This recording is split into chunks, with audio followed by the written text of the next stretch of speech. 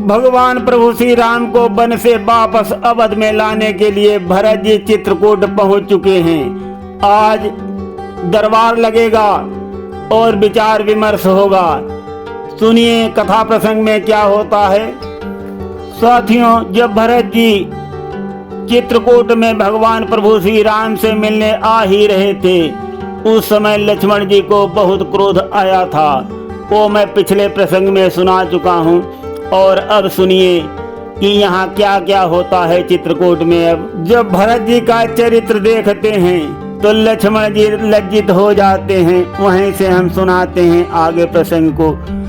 लक्ष्मण लज्जित हो गए, मन ही मन था खेद, किंतु राम ही ने वहाँ जाना था यह भेद। हटे राम तब लखन ने छुए भरत के पाँव, साथ साथ वो धनुष भी गिरा छोट उस ठाऊं। ये देख हंसी मन ही मन में राघव को आई थोड़ी सी, आंचल की ओट मैथिली भी उस क्षण मुस्काई थोड़ी सी। इतने में लक्ष्मण से मिलकर भाभी की ओर भरत धाये, वाणी में जब भी प्रणाम कहा, आंखों में प्रेम अश्रु छाए। सीता ने भी गद गद होकर हाथों पर उठा भरत जी को, आशीष के प्यारे बचनों से आनंदित किया भरत जी को। इतने में शत्रुघ्न भी आ पहुँचे सहलाद, संग में इनके था वहीं प्रेमी भक्त निषाद। उससे मिलकर जब सुना और लोग हैं साथ, तब आगे बढ़ राम ने गुरु को नाया माथ।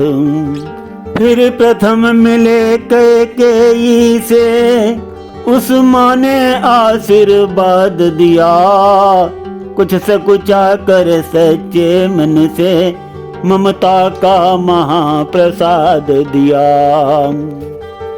फिर मातु सुमित्रा कौशल्या, दोनों को सादर सिर ना कर, सब लोगों से भेंटे रघुवर, सभी को अपना अपना कर। सीता सासों के पैरों पड़े, जीवन को धन्य समझती है, सांसें उछाह की सांसें ले, सब कुछ न्योछावर करती हैं। उस क्षण का वर्णन और कथन हो सकता नहीं शारदा से, जब सबसे मिलकर लखन लाल भेंटे निज मात सुमित्रा से। इस तरफ प्रेम का आंसू ही उन आँखों के भीतर आया, उस तरफ छातियों से माँ की ममता का दूध उतर आया। मानो माता का शुद्ध हृदय उस बेटे पर बलिहारी हो, तो जैसे बेटे को पाकर धन्य धन्य महतारी हो। है ओही पुत्रवती युवती, जिसकी संतान लखन सी है, अन्यथा कुपुत्रवती जननी बंध्या रहनी ही अच्छी है। नर बेही है जो सतपथ में जीवन न्योछावर करते हैं, अन्यथा जगत में कितने ही पैदा हो कर मरते हैं। चित्रकूट में जब हुआ ऐसा सुखद मिलाप, अवधपुरी लज्जित हुई उधर आप ही आप। मानो विधि के हाथ है सदा जीत और हारी, बन बिहार में आज है पुर से अधिक बहार। भूपति का सुरपुर गमन सुन कर सीतानाथ, शोक मनाते ही रहे उस दिन सबके साथ। व्रत निर्जल कर पिंड दे दिया पिता को नीर, श्राद्ध किया श्रद्धा सहित मंदाकिनी के तीर। अगले दिन वन में जुड़ा एक बड़ा दरबार, थे जिस पर उस अवध की राजसभा बलिहार। इस ओर वशिष्ठ सहित ब्राह्मण ऋषियों का दर्शनीय दल है, उस ओर भरत जी के समीप प्रेमिनी प्रजा का मंडल है। पीछे माताएं ऊंचे पर नीचे हैं दास और दासी, है मध्य जानकी राम लखन, सन्मुख हैं जिनके बनवासी। अंबर पर सूखे मेघों ने मौसम कर दिया निराला है, मनो लज्जित है इंद्र सभा, उसने यह पर्दा डाला है। इंद्रासन क्या कमलासन भी ये दृश्य देख कर लाजा है, सिंहासन छोड़ कुश आसन पर त्रिभुवन का राजा राजा है। मानो ओ बहुरूपों वाला जो व्यापक सर्वदेश में है, जीव और प्रकृति के साथ साथ स्वाभाविक आज भेष में है। भरत लाल कहने उठे मन के जब भी विचार, उसी समय लाए वहाँ दूत कुछ समाचार। सुना जब भी आ रहे हैं जनकपुरी के नाथ, स्वागत करने को उठे सभी एक ही साथ। मिथिला के नाथ जनक जी ने जब पांव धरा उस पृथ्वी पर, तब शीश झुका कर हाथ बढ़े शिष्टाचारों के मिलनी पर दोनों आँखों ने उस क्षण सबसे पहले ढूंढा जिसको, वो क्या थी एक तपस्विनी थी, टकटकी बांध देखा उसको।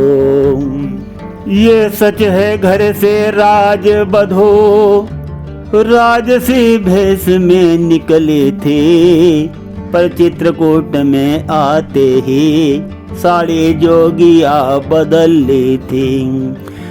बस उसी जानकी जोगिनी को जिस समय जनक जी ने देखा, या आँखों की पुतली को जब आँखों की पुतली ने देखा, तब गड़ी हुई आँखों ही में हार्दिक आशीष दे पुत्री को, संबोधन करने लगा पिता ऐसे शब्दों में पुत्री को।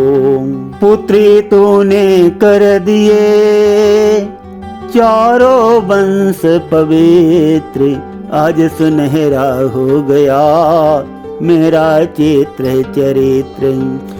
मंगन हुई वाणी इधर कह कर इतने बैन, उधर प्रेम के नीर में लगे तैरने नैन।